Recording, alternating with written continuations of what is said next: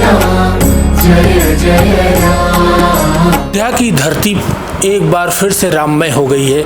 जहां रामलला की प्राण प्रतिष्ठा जब जनवरी के महीने में राममय हुई थी और यहां से राममय का संदेश पूरे भारत को जा रहा था, वहीं ग्रीष्मावकाश में फिर एक बार अयोध्या राममय हो गई और पूरे भारत में सनातनियों को संदेश यहां से कथावाचक दे रहे हैं। आज हम जिनसे जुड़ने जा रहे हैं वह गुजरात के मूलतः निवासी हैं और प्रसिद्ध कथावाचक हैं आचार्य प्रमोद जी, जो अयोध्या की धरती पर आए हुए हैं और 3 दिवसीय राम कथा का यहाँ पर वह आगाज कर चुके हैं। हम आपको बताते चलें कि आचार्य प्रमोद जी को राम कथा के साथ ही शिव पुराण कथा, भक्तमाल कथा, भागवत कथा का भी अनुभव है और भक्त इनसे लगातार इनके सानिध्य में रहते हैं और तमाम प्रकार की कथाओं का आयोजन अपने अनुसार कराते रहते हैं। इस मौके पर हम आचार्य प्रमोद जी से अयोध्या की नगरी से राम भक्तों को मिलने वाले संदेश और राम कथा की महिमा को जानेंगे और तिलक पत्रिका पर साझा करेंगे।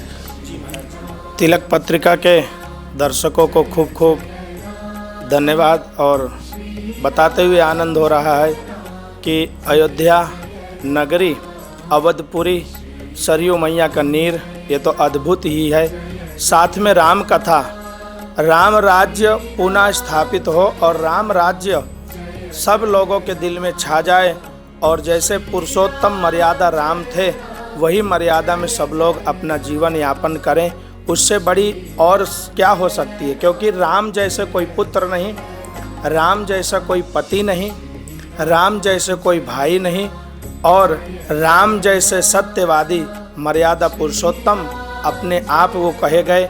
इसलिए दशरथ नंदन राजा रामचंद्र भगवान की ये पवित्र जन्मभूमि पूरे विश्व में इस समय नज़र किसी की लग जाए ऐसी पवित्र भूमि है, क्योंकि भगवान राजा रामचंद्र की मूर्ति इतनी अद्भुत लग रही है, इतनी प्यारी लग रही है कि लोगों की नज़र उससे हट नहीं रही है। इसलिए पहले की अयोध्या जो है, उस समय की अयोध्या वो आज कलिकाल में फिर से वही हमको नज़र दिख रहा है। संत महंत सीताराम सीताराम, राजा राम हर एक गलियों में गुंजायमान हो रहा है और लाखों लोग आकर के दर्शन कर रहे हैं। उससे बड़ा हमारे सनातनियों को और कौन सा सौभाग्य हो सकता है। महाराज जी, आप अयोध्या आए हैं और अयोध्या से खास करके गुजरात के भक्तों को क्या कहना चाहेंगे, उन्हें क्या संदेश देना चाहेंगे और जब गुजरात लौटेंगे तो करोड़ों के जो सनातनी हैं उन्हें आप कैसे प्रेरित करेंगे? हमारे बुजुर्गों का जो बलिदान था वो परिपूर्ण करके पुनः राम राज्य की स्थापना हुई है, राम मूर्ति की स्थापना हुई है। इसलिए मैं गुजरात वासियों के साथ में पूरे देशवासियों को कहता हूँ कि जब भी समय मिले तो एक बार अयोध्या आकर के भगवान राजा राम का दर्शन जरूर करना चाहिए। आप तो अयोध्या आए लेकिन बहुत कम समय के लिए, मात्र 3 दिनों के लिए आए। आपका ये अयोध्या का दौरा, अयोध्या का प्रवास कैसा रहा और अगली बार आप अयोध्या कब आएंगे? अगली बार हमारा बहुत थोड़े समय में अगस्त के महीने में फिर से हमारा दौरा है। 2025 में भी हमारा दौरा है। आगे कथाएं चलती रहेंगी।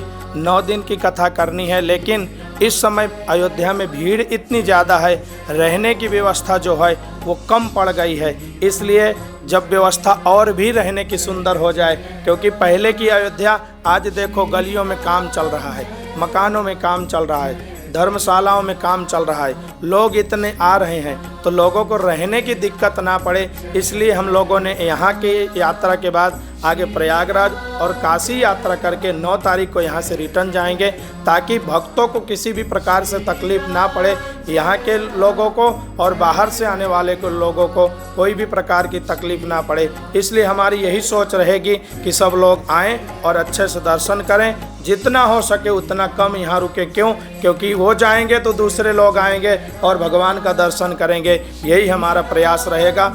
आइए और रामलला का दर्शन करिए और ये सनातन धर्म पूरे विश्व के अंदर फिर से एक बार ये मैसेज जाए, ये समाचार जाए। इससे बड़ा और ज़्यादा क्या उत्सव और आनंद हो सकता है। महाराज जी, एक और महत्वपूर्ण बात हम आपसे जानना चाहेंगे, जब कोई भक्त कथा सुनता है तो उसे किन किन नियमों, बातों, विधियों का ध्यान रखना चाहिए? भक्त जब यजमान कथा सुनता है तो वो सात्विक होकर के कथा सुनता है। कथा सुनना बड़े सौभाग्य की बात है। वक्ता तो कथा करते हैं, लेकिन श्रोताओं को जब कथा सुनना सुनने का जब सौभाग्य मिलता है तो इससे बड़ा और सौभाग्य दूसरा नहीं हो सकता है।